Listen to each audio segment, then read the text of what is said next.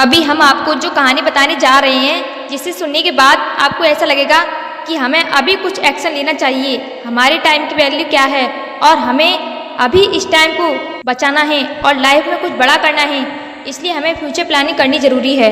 यह कहानी आपको जिंदगी भर याद रहने वाली है, क्योंकि कहानी हम कभी नहीं भूलते हैं। यदि हम कोई लेसन पढ़ते हैं या कुछ लिखते हैं तो वो भूल सकते हैं, लेकिन कहानी हमें जिंदगी भर याद रहती है।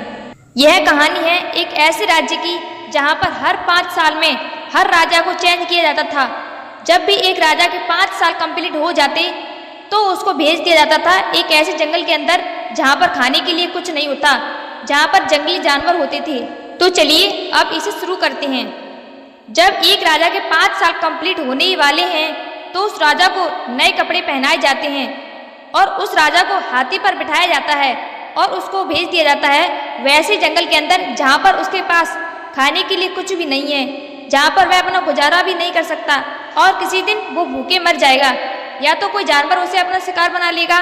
यही उस राज्य का नियम था जो हर राजा को पालन करना होता था। राजा को जंगल भेजने के बाद अब वहाँ के लोग ये सोचने लगे कि अब हमारे राज्य का नया राजा कौन बनेगा। सारे मंत्रीगण को पता होता है कि हमारे राज्य में एक बंदा ऐसा है जो बहुत होशियार है, तो उसको राजा बना देना चाहिए। जैसे ही गांव के सारे लोग जाते हैं उस इंसान के पास और रिक्वेस्ट करते हैं, क्या आप हमारे राज्य का राजा बनोगे?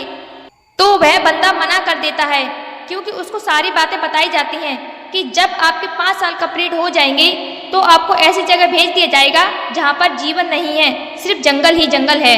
फिर भी काफी लोगों ने उस बंदे से रिक्वेस्ट की कि आप हमारे जगह के राजा बन जाओ, क्योंकि आप बहुत होशियार हो, बहुत चालाक हो, आप बहुत अच्छी तरह से इस जगह को चलाओगे और आप इस राज्य के लोगों का अच्छे से ध्यान रख सकते हो।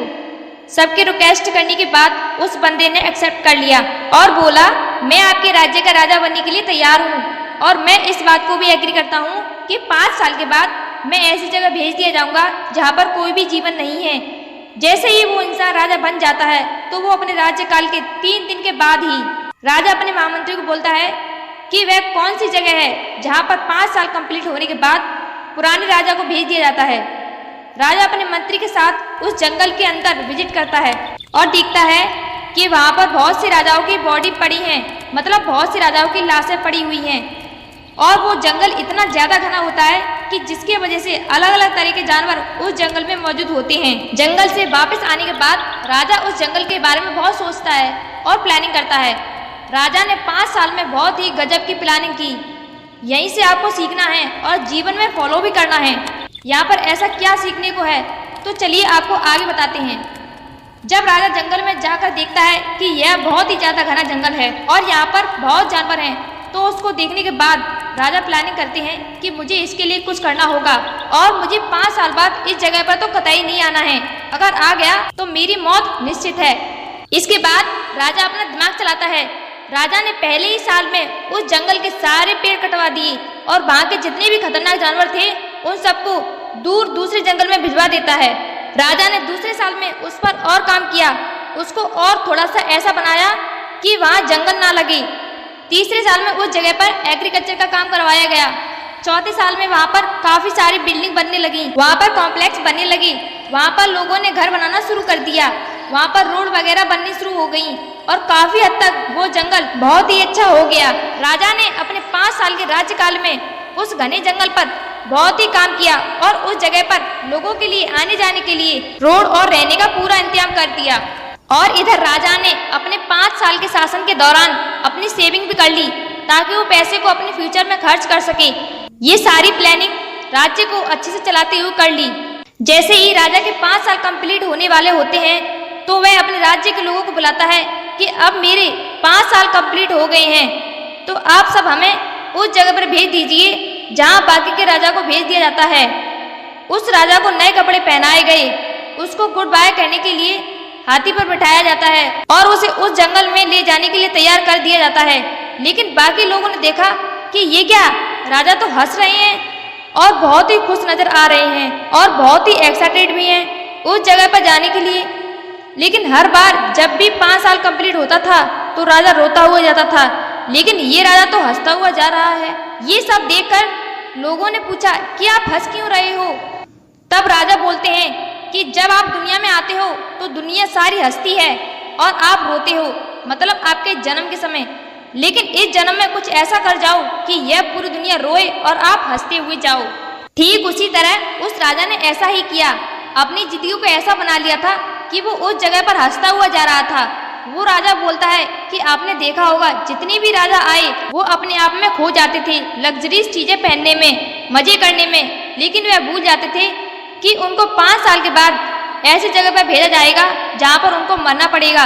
लेकिन मैंने 5 साल में अपनी उस जगह को भी ठीक कर लिया, क्योंकि मुझे पता था कि मुझे 5 साल के बाद कहाँ भेजा जाएगा और मुझे बहुत सारी कठिनाइयों का सामना करना होगा। इसलिए मैंने 5 साल के बाद की चीजों पर पहले से ही काम करना स्टार्ट कर दिया था। मेरे पास यही टाइम था काम करने के लिए। मैं अपने काम से भटका नहीं। मैं राजा जरूर था, लेकिन मैं राज्य के काम को देखते हुए भी अपने फ्यूचर पर प्लानिंग कर रहा था। इसलिए मैंने उस जगह को रहने लायक बनाया और वहाँ पर लोगों को रहने के लिए घर भी बनवाए।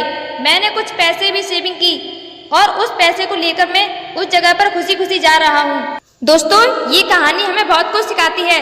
ठीक इसी तरह हमारी लाइफ में भी होता है। आपको भी कुछ ही टाइम मिलता है अपनी लाइफ को पूरी तरह से अच्छी बनाने के लिए। यदि आपकी एज 16 से 28 के अंदर आती है तो यही गोल्डन एज है। इस एज में आपके अंदर जितना जोश होता है, इतनी एक्साइटमेंट होती है, उतनी दूसरी एज में नहीं होती। इसीलिए आपको इस एज में इतनी मेहनत करनी है कि ताकि आपका फ्यूचर बहुत अच्छा हो सके। चाहे आप स्टूडेंट हो तो आप बहुत पढ़ाई करें, यदि आप बिजनेसमैन हैं तो अपने काम को पूरी लगन से करें, कुछ नया करने की कोशिश करें, या यदि आप वर्कर हैं तो आप अपने आने वाली लाइफ को बहुत अच्छा बनाएं। यदि आप इस एज में टाइम को बर्बाद करते हैं या केवल एंटरटेनमेंट पर ध्यान देते हैं तो आपको भी बाकी राजा की तरह ऐसी जगह पर जाना होगा जहाँ पर आपको जानवर खा जाएंगे।